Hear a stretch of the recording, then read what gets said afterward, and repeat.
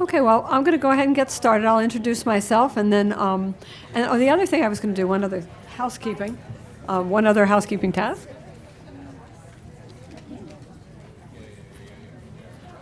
This is, I know, a topic that provokes a lot of discussion.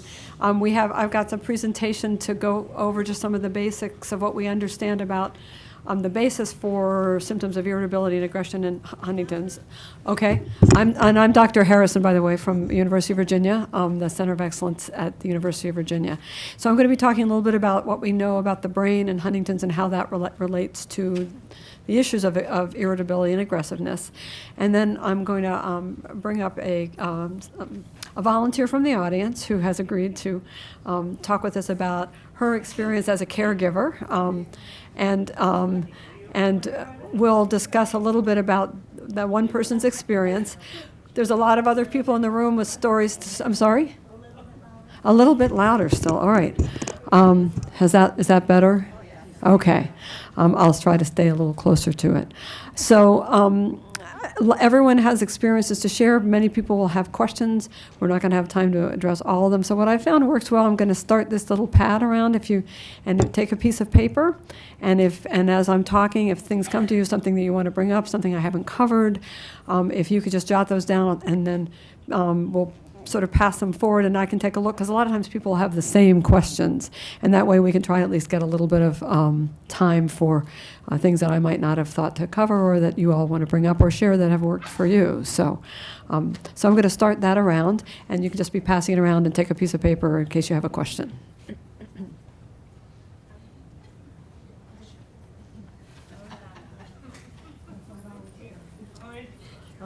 Okay, so I hope that will work well for us. So I am Dr. Harrison. I direct the Center of Excellence at the University of Virginia. I'm a neurologist, not a psychiatrist, but we all work on a daily basis, really, with all of the issues in Huntington's disease. So I'm happy to try to share what we've learned about this particular one, which is, and this is the disclaimer slide from HTSA, and so obviously I can only talk in general principles, and for your specific concerns and questions, we encourage you to consult the doctors who know you the best, or look to the centers and to HTSA for other resources that can help you and your doctor partner around these or other issues.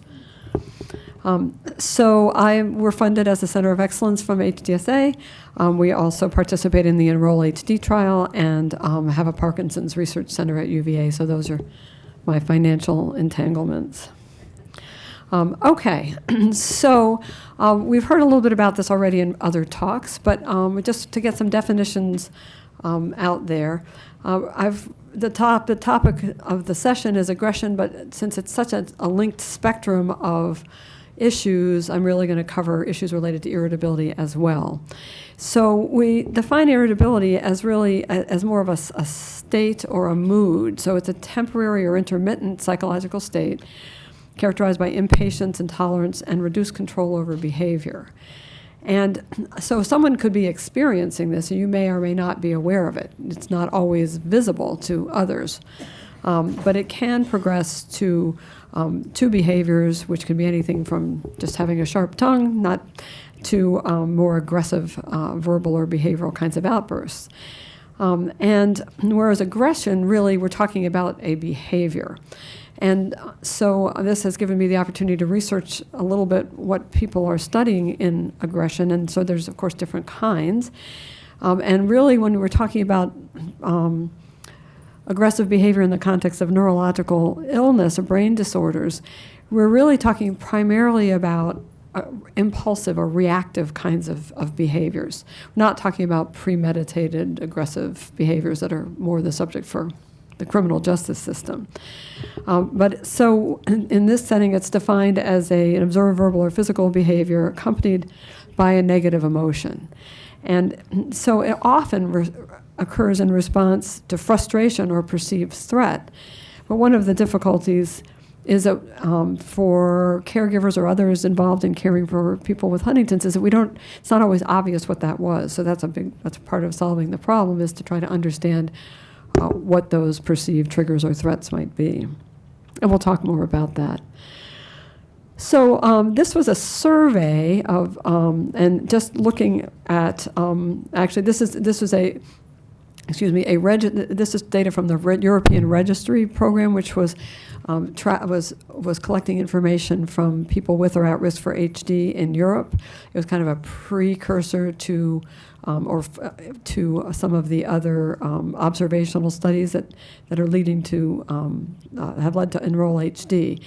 And so this is just all the different mood disorders in Huntington's disease. And see if I can move the mouse without arrow. Well, so it goes through several. So all the way on the green there at the end, or the sort of teal, that's apathy. And this is at each stage of the disease, how many more people accumulate it. So by the time, so at each stage of the disease, how by the end, how many people overall would have experienced this.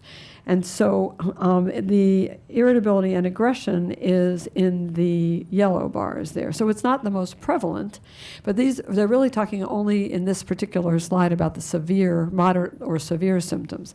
So when you look at overall, in this particular study, which is about 1,900 people, 38% had irritability or aggression at some level, of which about 14% was more severe. And so it's a very common problem, as I think we all recognize. And there are research and psychological survey instruments that are used to try to ascertain how often this is present, and it's anywhere from 30 to 65% in most of the studies that have looked at it. And so there was one study that looked specifically at aggression and distinguished that from irritability. And they looked at 11 studies, and these were anything from a few case reports to more systematic kinds of surveys. But when they looked at that, it was about the same percentages, 20 overall over the studies. So it's a fairly common problem and can vary in magnitude, obviously.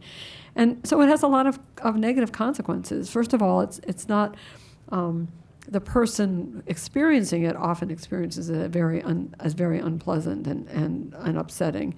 I mean, there's a risk of social isolation. There can be risks of harm to the person themselves or to those around them, because there can be a loss of control when it's more severe. It can lead to legal problems, and it's been documented to be one contributing factor for earlier placement in long-term care for people not being able to stay in their homes and with their families if this can't be managed. So that's kind of the scope of the problem and the consequences. So why is this so common in Huntington's disease? And it's really directly related to the brain systems that are affected primarily in Huntington's disease. Oh, I do have a pointer. Hang on. So I'll show you a slide, and you've seen one in one of the last sessions.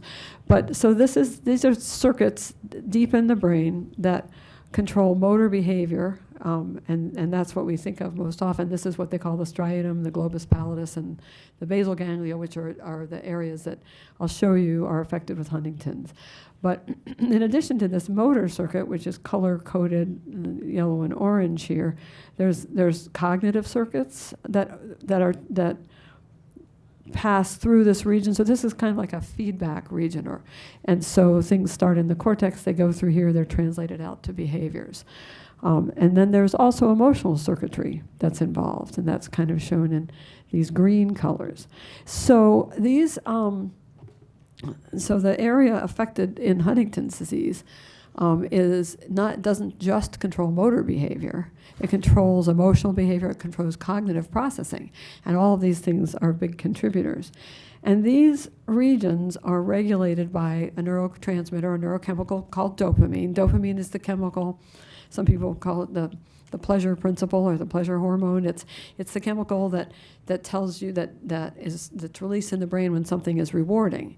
And the way it's linked to the motor circuits is that it helps reinforce, like it helps you remember and learn what things have positive consequences and what behaviors have negative consequences. Well, that system's not working properly in Huntington's disease. That system, so that's the effects of that transmitter are not being normally processed and integrated in Huntington's disease. So that ability to learn positive and negative consequences is affected. And then serotonin is also another chemical that's involved in regulating some of these circuits and some other circuits I'm going to show you in a minute. And so these are targets, as we'll see, and as you probably already know, for some of the therapies that we do use as far as medication. So this is a similar slide to what you saw. So this is showing you just areas affected in sort of a diagram that relate to the motor circuit that we just discussed in Huntington's, where we know there's some early shrinkage in these areas, and they've kind of color-coded them here.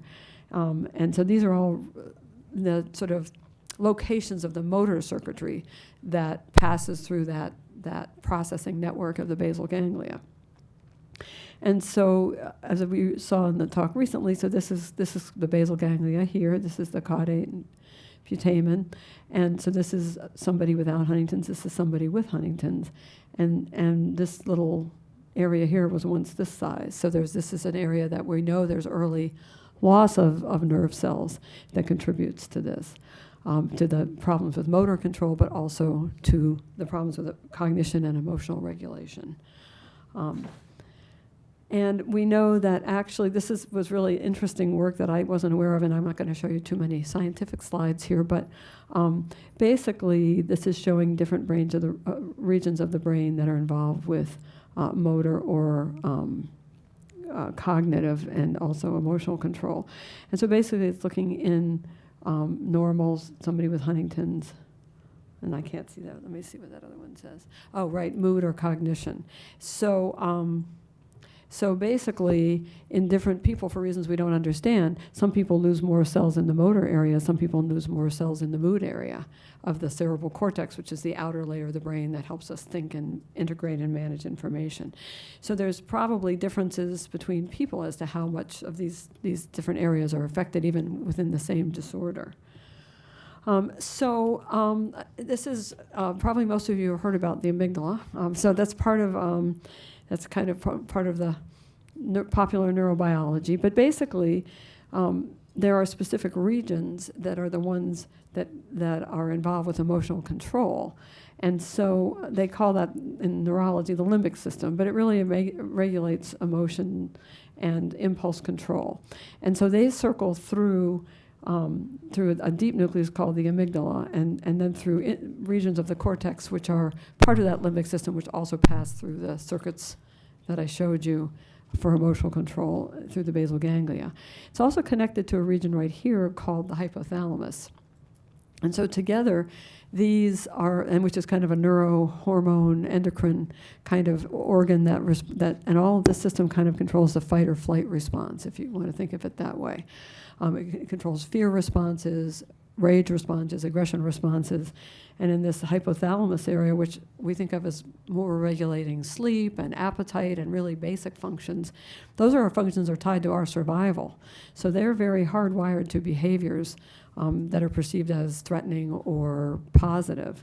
And so the serotonin system is involved in regulating this circuitry, and then this chemical vasopressin that those of you that heard the research updates over lunch is being targeted in a new study is actually very tied to the regulation of the hypothalamus as it connects to this system. So we have some rational or reasonable choices to think about in terms of medications, but as we've heard and will hear, of course, those are not always enough. So, and they've found evidence for this, and there's more and more evidence actually for involvement of the limbic system and the hypothalamus in Huntington's disease. The neuropathology hasn't been as well worked out, with that one exception I showed you with the cell loss, but we know that there are other physiologic changes that are mediated through the hypothalamus that occur in people with Huntington's that suggest that that region is also affected. So when we say it's the Huntingtons talking, it really is the Huntingtons talking. There's and I think it's probably one of the most important things that most of you probably do recognize and understand, but that these issues are a direct result of the changes in people's brains. They are not really often under easy voluntary control, and they're just as much a part of the neurologic disorder, if you want to think of it that way, as involuntary movements or trouble with your balance. So it's so I think it's helpful to keep that in mind, because the way these things play out in day-to-day life, it doesn't always feel like that, because we're used to having control over our behavior. Or expecting that.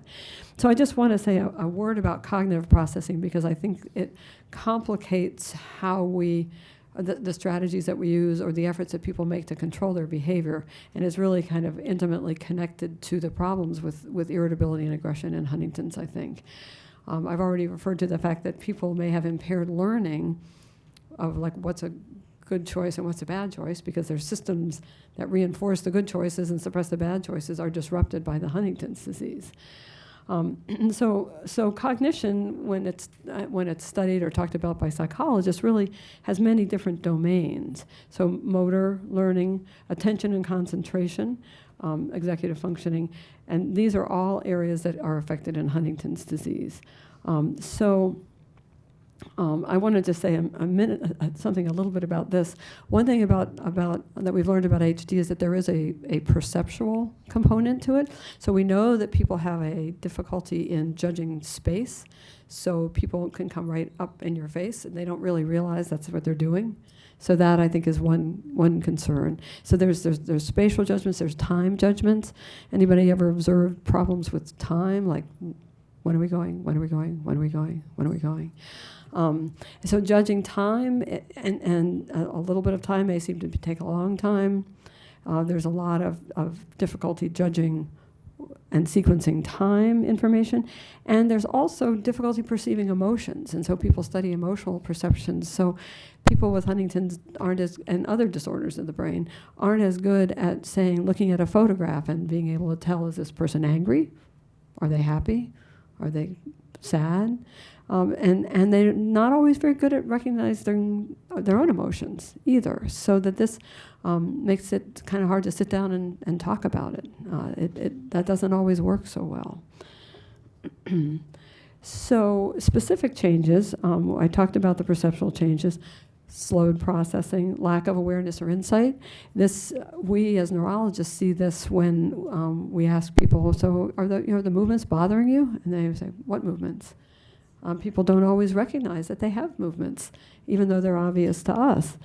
And that can extend also sometimes to being able to introspect and think about your feelings. So it takes longer to process. It's hard. It's hard to pay attention to more than one thing at a time, and all these things lead to frustration and difficulty modulating your responses. Problems organizing information or tasks, problems retrieving information, and then impaired executive function. I want to spend just another minute on, because I think it's important to this topic. So executive functioning is an area of cognitive function that's affected early in Huntington's disease, and it really is like our command and control center. It's like the boss that kind of tells you sort of what's going to happen now. So it's involved with decision making, understanding abstract information, switching from one task to another, generalizing, learning rules that apply to certain situations. And so, this is the part of our brain that says, stop and calm down, think of a plan, problem solve wisely. And that's affected very early in Huntington's disease in many people. So what do we have available as physicians in terms of approaches for these problems? So this was the treatments. This was a survey that was taken of 55 people with experience with Huntington's responded. Sort of what are they around the world? What do you use for this problem of irritability? And so there were. I'll just point out the ones that we've sort of alluded to. So lots of people, so this is the first choice. The majority of people would be a drug that works through serotonin. And I've told you that the serotonin system is involved in regulating both the basal ganglia part of the emotional circuitry and that amygdala limbic circuitry that I showed you. So that's a pretty reasonable choice. The antipsychotic drugs are the ones that regulate or dopamine mediated signaling. So if that's gone awry, you might be able to help either correct or suppress some of the abnormal signaling with those drugs. And then it falls off pretty rapidly. The majority of physicians will work through either the serotonin or the dopamine system to try to deal with these kinds of issues. And then mood stabilizers that help reduce sort of neuronal reactivity, if you will. Drugs like that are often used also for seizure disorders can sometimes be helpful, because if nerves are overactive or overreactive, that can translate into behavior. But then it's kind of all over the map. If you don't get the results of what you are hoping for, you'll see, people have different things that go to second, third, and so forth. And the more sort of just calming sedative type medicines we definitely use when we need to. So if someone gets very upset when they have to go to the doctor, someone may give you a mild sedative type drug like Ativan or something like that to help just reduce the anxiety around that event. But we're really have had very limited studies. It's a rare disorder, and there haven't been that many studies specifically looking at treatments for mood in Huntington's. We've gone by trial and error. So empirical treatments mean that we've, over time we've gotten a feeling for what works and what doesn't work. Certainly, one of the messages I always try to give patients and families is that the conditions and the approaches that work for other mood disorders in other settings will often work. So just because it's HD doesn't mean you shouldn't try an antidepressant. It can be very effective, for example. And then we're targeting the pathways that we know are involved in these behaviors. And then this is just basically showing you go down one pathway with the serotonin drugs first if it's irritability, and often we'll move to the dopamine drugs if there is aggression involved. So it's kind of a spectrum, and you make your choice based on that. So experts in the field have tried to create guidelines for other physicians to help us make the best choices in terms of medications that can help. Because really, if you can help lower the threshold, if you think of people struggling with these issues as having kind of a hair trigger, if you can reduce that, what it takes, or increase reduce how quick they are to react this way, you're going to have perhaps better success working with the other strategies which are going to be a necessary part of helping manage this problem. So I'm going to talk just briefly about behavioral strategies, and then in just a couple of minutes I'm going to have a caregiver join me here, and we're going to talk specifically about some things that have been helpful for her situation. But so that's the expert consensus from the physicians, but I think there's an expert consensus from others, and particularly from families living with this, about what works and what doesn't work, and that's important for us to share with each other. So again, different group of experts. So the people living with Huntington's can teach us a lot about what works and doesn't work, and help us pass that on. So just some general principles based really on a lot of the cognitive problems that make people easily become overwhelmed. So that's really where the cognitive piece ties in. People are easily overwhelmed by changes or things happening in their environment. And as the disease progresses, they have fewer tools to express that. They have fewer ways to cope with that. And so some of these strategies are really targeting at reducing the likelihood that someone is going to become overwhelmed, especially by the routine day-to-day things that we all have to get through. So we talked about slowed processing, so allow more time. It's hard we talked about trouble shifting from one task to another. So you give people a little bit of a heads up, give them a little time to get their mind around that, and then they can move on to the task. Distractions, just do one thing at a time. If you're trying to get a certain thing accomplished, there's a lot of competing stimuli, people won't be able to do it. Again, they can be overwhelmed. Keeping a schedule and the environment as consistent as you can. There's a lot of surprises in Huntington's. There's a lot of things that aren't under people's control. A lot of things happen that are hard for them to process. So that, again, they're less likely to become overwhelmed if you can keep things calm and predictable. And because it's hard for people to organize things by themselves, the more cues, reminders, external triggers that you have to sort of to let people know what's going to happen next or what to expect in the day, which I'm sure you all do, calendars, et cetera. That's very helpful. It's very helpful, we've talked about the fact that it's hard to process complex information. So if you can keep requests simple, but still allow choices. I mean, people want to be able to make a choice. But so a common suggestion is you allow choices, but you don't want to allow infinite choices. So it's a little bit, for those of you who are parents, you don't usually say, would you like to go to bed now? I said, what's the answer to that question? It's sort of, it's time to go to bed. Do you want your penguin pajamas or your lion pajamas? So kind of choices, very simple, concrete, and people need to have a sense that they have some choices about what's going to happen. Whoops. And then many people have what we call triggers, and so your loved one the best. It's harder in long-term care settings, but there will be certain things that often trigger a response. Choose your battles. Can this wait? Does it really matter if you take the shower now or an hour from now? Again, this comes up in nursing homes where there are very strict routines, but sometimes maybe this is one you can let go because you know what has to happen later today is more important, and you don't want to have already gone to the wall once. And then safety comes first. And so staying calm, staying safe, walking away when you have to are important things to remember. So I'm going to end my presentation part of this with kind of a principle that slide was shared with me by Rebecca Farini. She is the medical director of a long-term care facility in California. She's a geriatrician, not a neurologist or a psychiatrist. But she runs a long-term care facility that has cared for quite a few patients with HD in the state of California.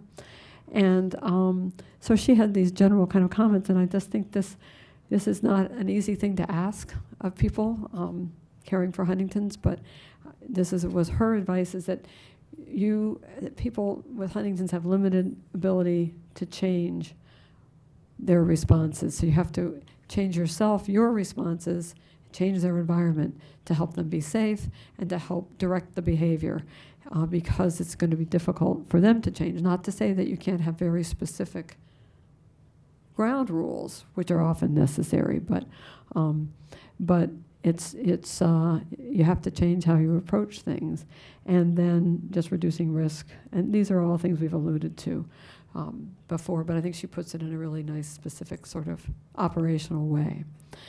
So that's the end of my formal presentation. The last slide, which is on the back of the second page of your handout, just has some resources that are probably familiar to you for caregiver resources. Certainly, the HDSA has a wealth of information, clinical trials. These have some sort of best practices guidelines that have been developed. And then, of course, the research site, everybody should know, HD Buzz. So that's the end of my presentation, and we'll hold questions. I think maybe to the end we'll try to leave 10 or 15 minutes for questions at the end, so keep that little pad circulating. And I'm going to invite Anita Roth up to talk with me about some of her experiences. Let me maybe, what can I do with this?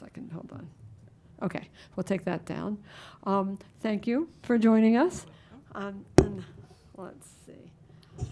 Yeah, so we're going to share this microphone. So if you can't hear, raise your hands. Let us know. We'll be sort of zooming back and forth. Could you hear me?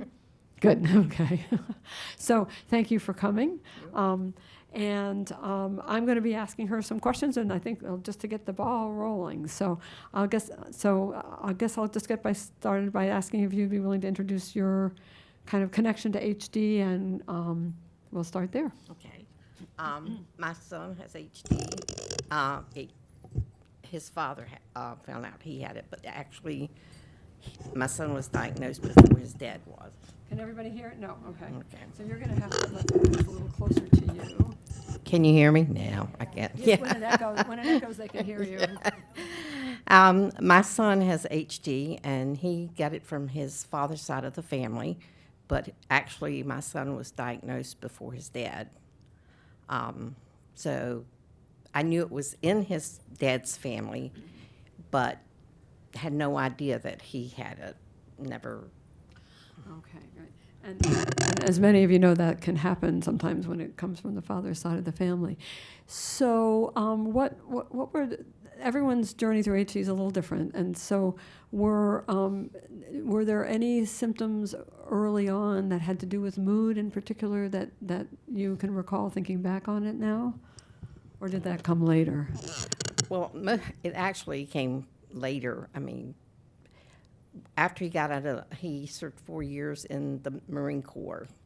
And when he did get out of the Marine Corps, he tended to have a little bit of a temper sometimes, but I wasn't really around him that much because he was working. But I do know there was a change there. Okay. And how long after that was he diagnosed with Huntington's disease? Actually, he was on the police department for 13 years when he was diagnosed.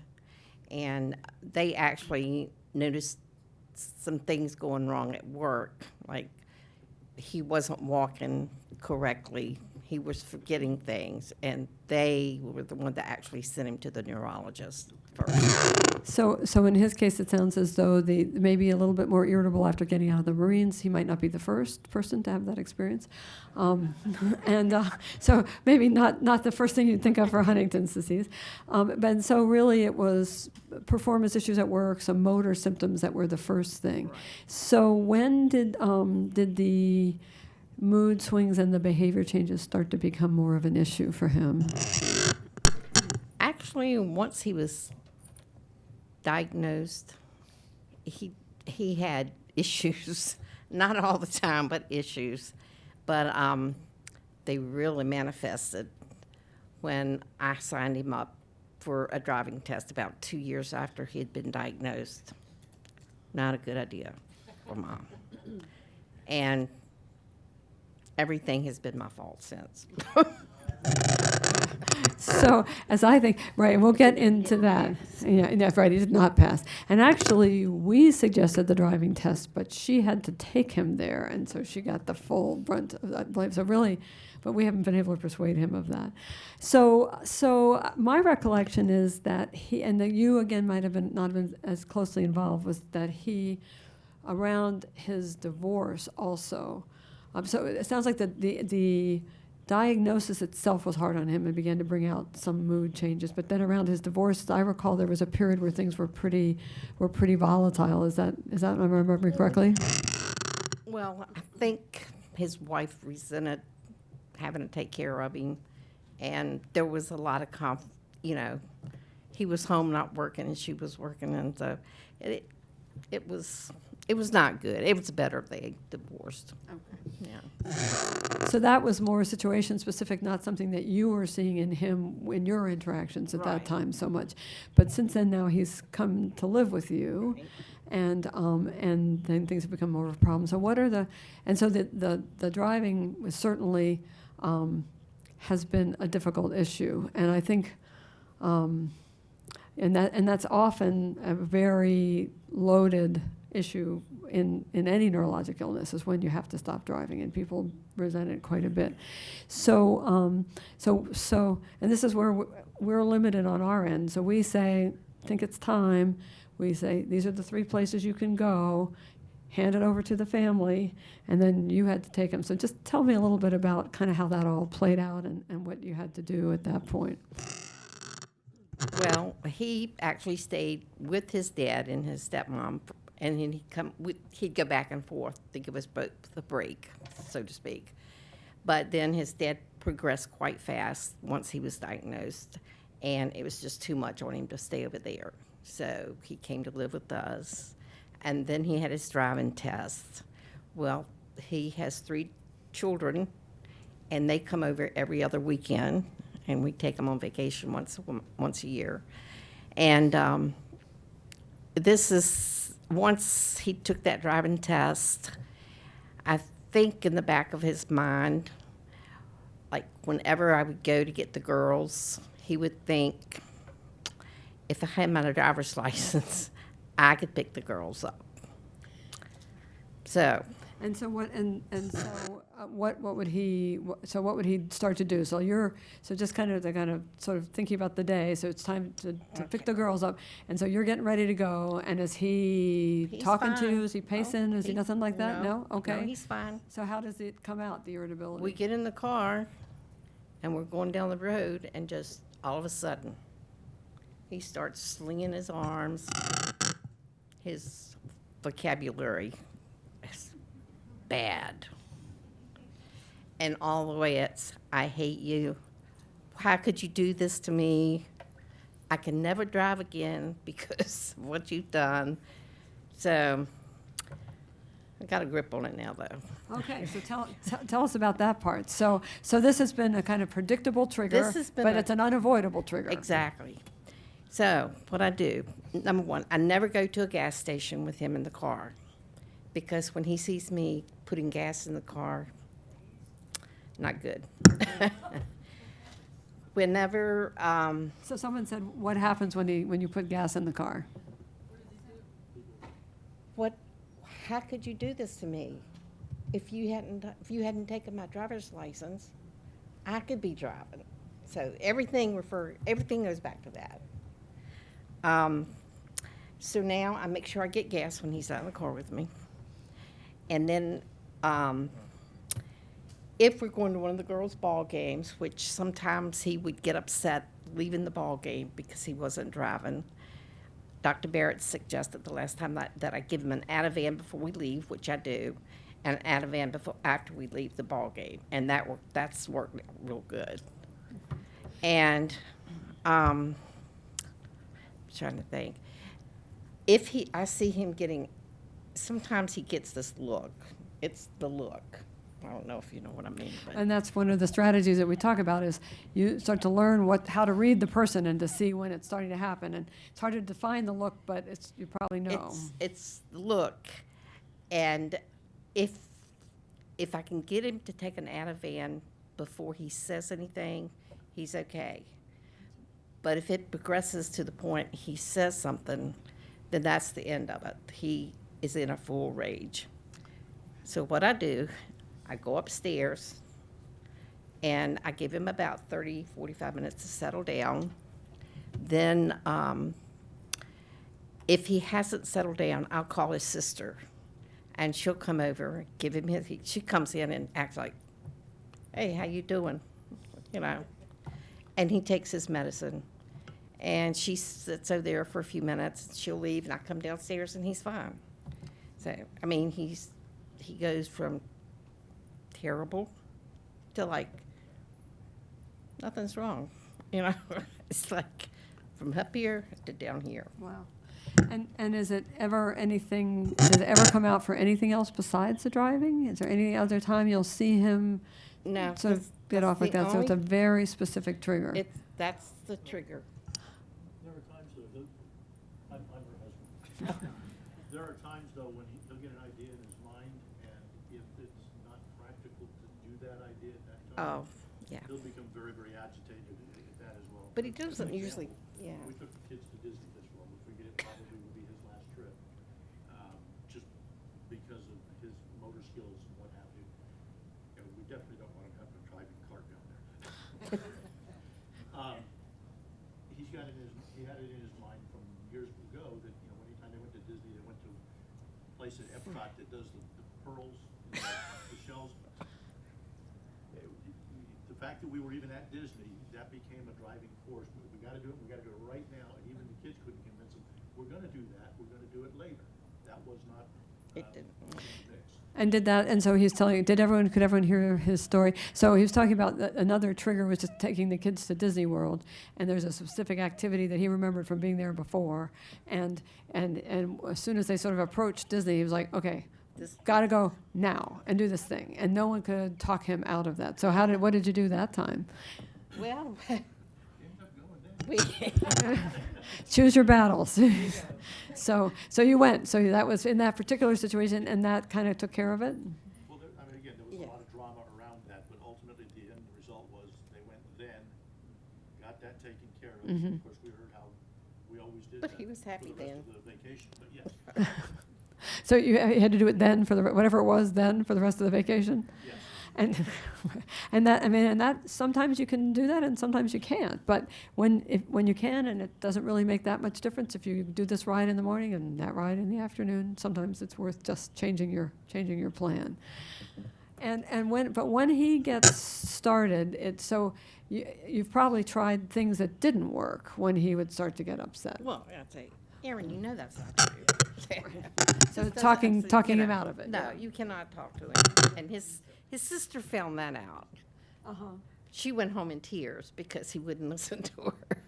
But after that, she comes in, like I said, and she acts like she doesn't know anything's wrong.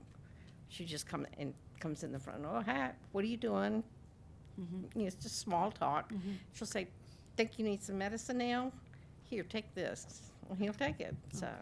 And so this is extra medicine you give him when The he's the Ativans, Ativan. So yes. sometimes that's what we talked about. That's another thing we'll use to try to just temporarily get people calmer in a situation. Yeah. I was curious if there's anybody else to calm him down besides the sister. So the question is there anyone else who can calm him besides his sister? Because I would call the local cops because they were crisis trained. And the minute my boys would see them, they would behave. that works, and sometimes that can backfire. It depends on the person. Actually, he pretty much, if I get out of his sight, like I go upstairs and I stay away from him for about 45 minutes. If I come downstairs and he still looks like he might be, I just go back upstairs for a little bit longer. And if he doesn't start calming down, that's when I call his sister. But me getting away from him is the best thing I can do. He associates you with everything. Yes. What's that? Sorry. Because he associates her with the negative. Right. So you've become a trigger because you kind of got linked to the driving, Right. And also, being an adult and returning home and needing care from your parents again is a trigger in and of itself for a lot of people. Yes, I think. He tells me I'm 35 years old. He's 40, but I'm a man. You shouldn't be telling me what to do. I know to brush my teeth. So there are some other things that besides, it sounds like the driving is the big one, where there's a danger of loss of control, there's a safety issue for him, for you, for other people on the road. But it doesn't sound like maybe all the little things are such smooth sailing either then. No, So no. brushing the teeth, sometimes okay. General hygiene is. Okay, anybody else ever had that problem? Is there a neurological reason for that? Is he so overwhelmed? Dr. Farini, so I think it's not all one thing. I used to ask people, were they afraid of falling in the shower? And some people would say yes, so some people were afraid of it. She thinks that there's some psychological reaction to the water. This is the nursing home director, that people develop some kind of real aversion to it. I don't know that as far as that's concerned. Someone has a comment on that? I work in a nursing home too in Huntington, and we have a lot of residents who complain about the water pressure and how Mhm. their nerves and weakness and stuff. It's almost, it reminds me of, I've worked with autism before too, and Mhm. it reminds me of over. So that's a great point. So I don't know if everybody could hear what she said, but she's worked in a nursing home, and some of the patients are able to tell her that the pressure, that the feeling of the water and the pressure of the water on their skin is too much, and it kind of goes to that excess, that inability to deal with stimulation. Yeah. Well, so that makes me think also, because I think a lot of HD people are sensitive to like tones of voice, and they get, and if there's an overwhelming auditory stuff coming at them, then they are overwhelmed. Right, and certainly, I see you. I'll be back to you in a sec here. So that comment here was that patients with HD can be sensitive to tones of voice. So if it's a loud voice, or if it's too fast, or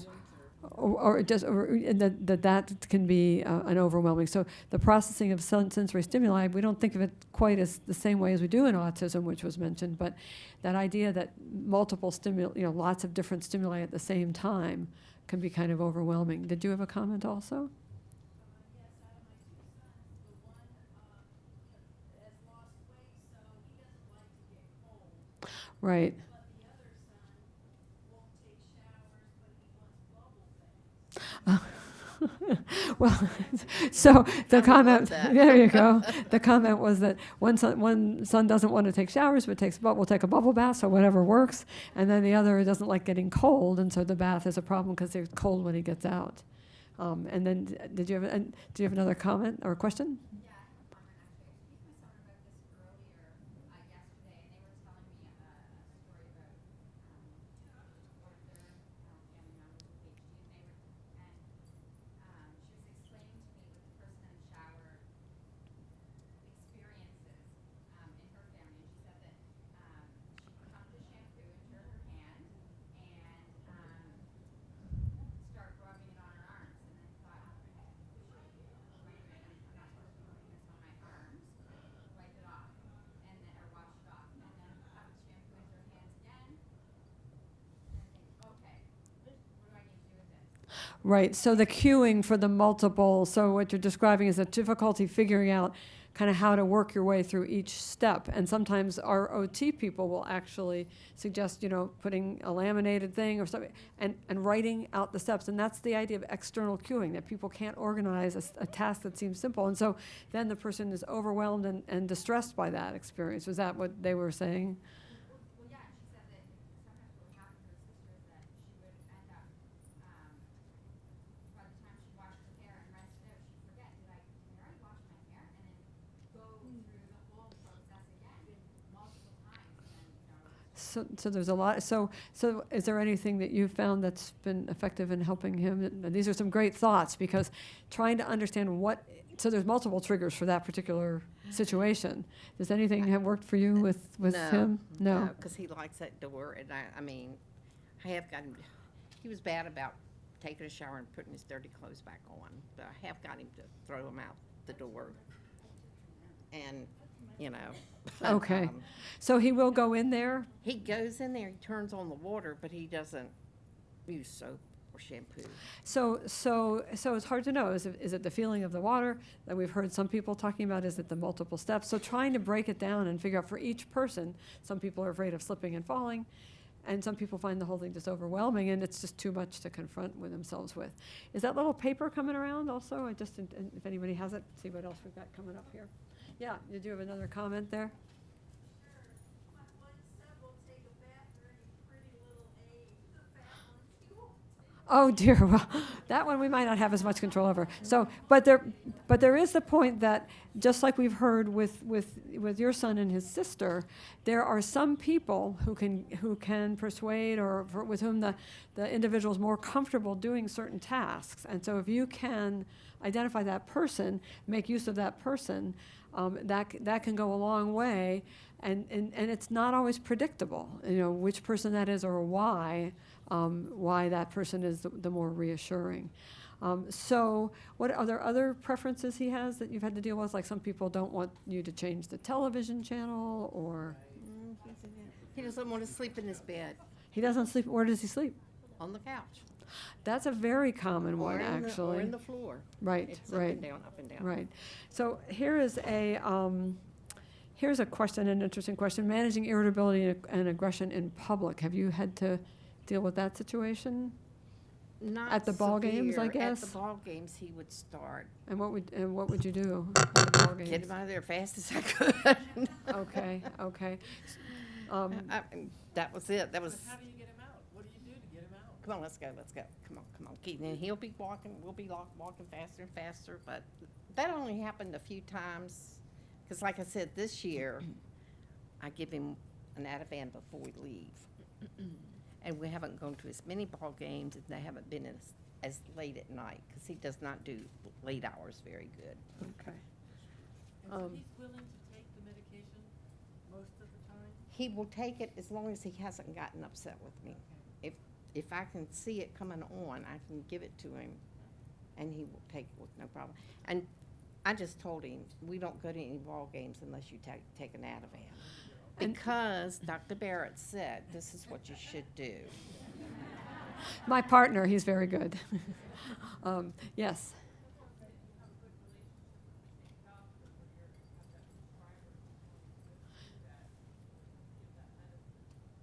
So you're saying it sounds like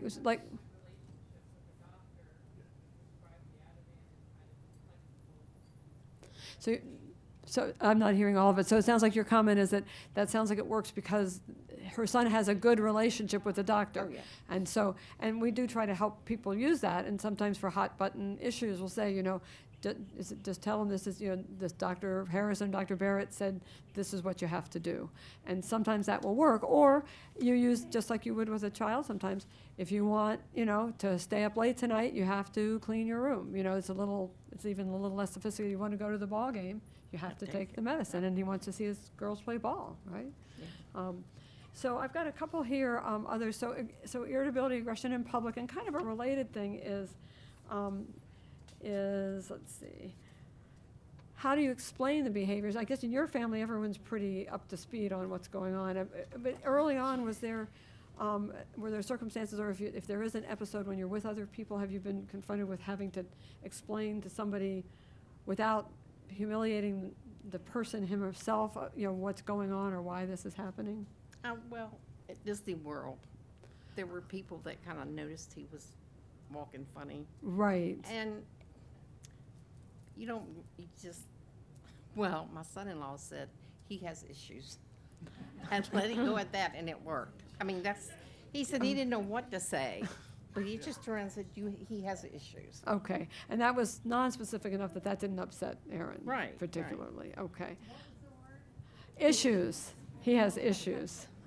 You could, a condition or something like that. Yes. I had a question along those same lines. If he's acting inappropriately but not violent or anything like that, like my mother will say inappropriate things that she's never said before. Do you tell them that it's inappropriate, or do you just let them go because you can't reason with them by telling them that it's inappropriate? So let me make sure I got the question. So the issue is more that someone says something inappropriate, not necessarily doing anything threatening or irritable, but just makes an inappropriate comment. And then do you just let it go, or do you try to correct it, or explain it to the other person? Is that was that part of it? Or even it's just, do you just explain it to them or let it go? Right. Have you had that experience? Essentially, we try to just redirect the conversation somehow, take another, right, take your mind off of getting focused on something else, and then, it's easy enough for one of us then to just, we're sorry that happened. So what he's saying, for those of you who couldn't hear, is that the question had to do with how do you handle an inappropriate comment in a social situation, and that just to redirect the conversation so that the person with HD moves on and doesn't stay stuck on that, because you do run a risk if you try to focus on it, that they're just going to, no, I said he was a so-and-so, and he is a so-and-so. Then you're down the slippery slope.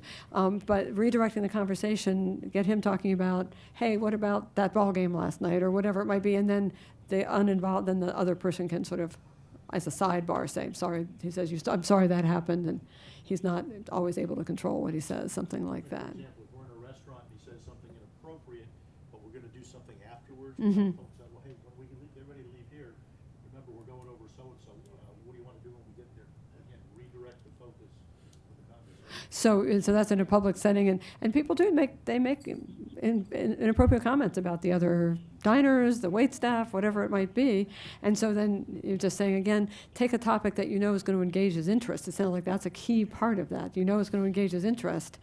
The event he's looking forward to, just get him past it. Yeah, so that's very useful. The other key on that is we don't ever let him know anything we don't want him to tell someone else. Well, Oh, yeah, definitely. there you go. That was worth the price of admission, folks, I think, right there. So that the comment was, we don't tell him anything we don't want anyone else to know. Because you don't have control over that. And I'm going to just run through a few of these questions because we're coming to the end. And I knew this session we could probably do another hour easily, but I hope it's been a good start anyway. And so, there's two related questions here. One is, does the person know they're being aggressive? Do they perceive it? And I don't know, what do you think about that? Do you think they perceive it? Do you think he knows? After it's all over with, he knows it's happened. Does he ever apologize? He used to, but he stopped apologizing. But he will sometimes say, Mom, it's the Huntingtons. And that's actually, and Yeah. that's actually not a bad phrase. I mean, I've used that a lot with families, says you have to remember it's the Huntingtons talking. And it's hard when it's your loved one, because it's also, they're still that person. But they may not always know. Yeah, did you want to add something? Yeah, can I just give the patient perspective on that? Yeah, absolutely. Since I'm still early stages. I kind of can. I mean, I can kind of tell when I'm getting to that point. Yeah, okay, That trigger point is getting close. okay. We both know it's not my fault if I go over it, but, I can tell you for every one time whoever you're dealing with goes over it, there's at least 100 that they got close and didn't. Okay, so that's useful to hear.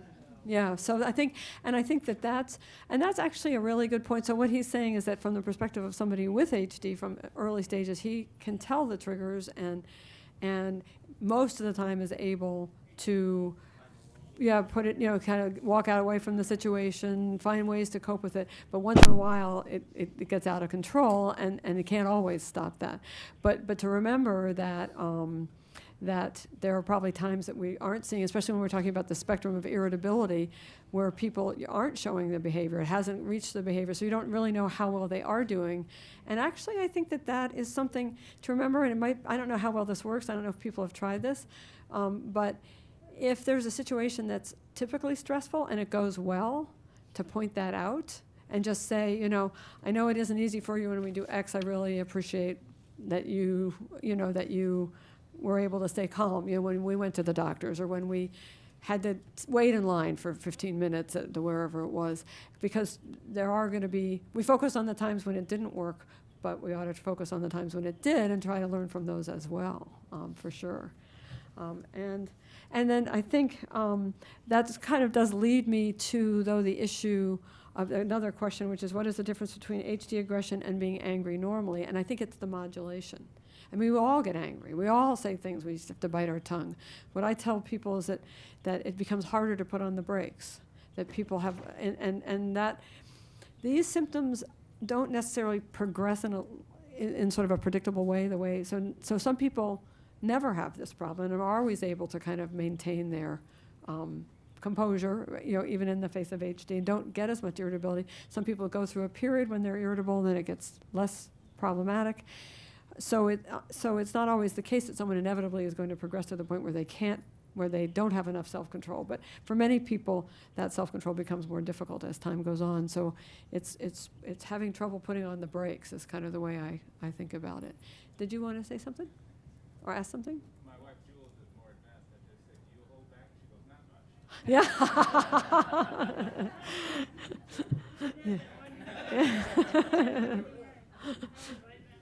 Yeah. So it sounds like you know it though. So that's yeah.